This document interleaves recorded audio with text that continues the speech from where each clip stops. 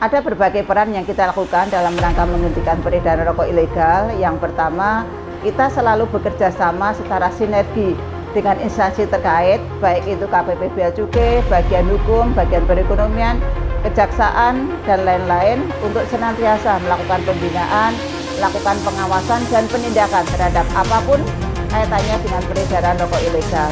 Yang kedua, kita melakukan pembinaan secara intern kepada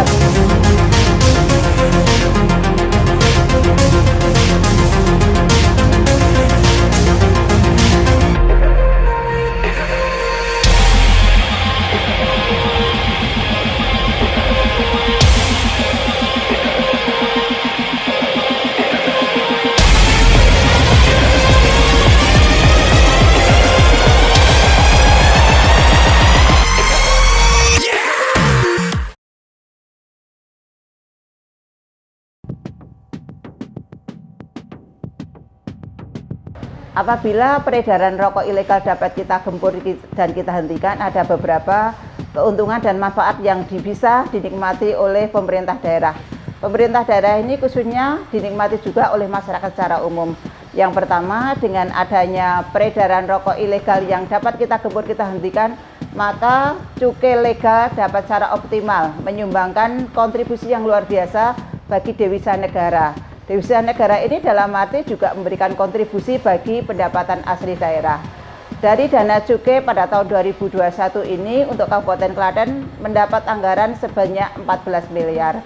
Dari 14 miliar tersebut ada berbagai persentase pembagian, yang 50% untuk menunjang kesejahteraan masyarakat, yang 25% untuk menunjang fasilitasi kesehatan, lalu yang 25% untuk menunjang penegakan hukum. Sehingga bisa para pemirsa bayangkan seberapa besar kontribusi bagi masyarakat ataupun pelaku usaha apabila masyarakat menghentikan atau menggempur peredaran rokok ilegal bagi peningkatan kesejahteraan masyarakat secara mikro maupun makro. Kalau perdagangan cukai rokok ilegal, kita berupaya semaksimal mungkin, Mas, agar perdagangan ataupun peredaran rokok itu semuanya bersifat legal, nggih. Di pedagang-pedagang rokok, di pasar-pasar rokok, kita berupaya semaksimal mungkin. Sehingga langkah-langkah yang kita lakukan seperti yang kita sampaikan tadi, kita membuat leaflet, membuat stiker, melakukan pembinaan kepada seluruh stakeholder khususnya pedagang-pedagang rokok agar mereka memahami, sehingga bisa para pemirsa bayangkan seberapa besar kontribusi yang diberikan oleh pelaku-pelaku usaha khususnya pedagang-pedagang rokok apabila pedagang-pedagang rokok itu menjual rokok ilegal. Karena dari dana yang terserap 14 miliar tersebut terserap dalam berbagai aspek untuk peningkatan kesejahteraan, untuk peningkatan fasilitas kesehatan, serta untuk penegakan hukum.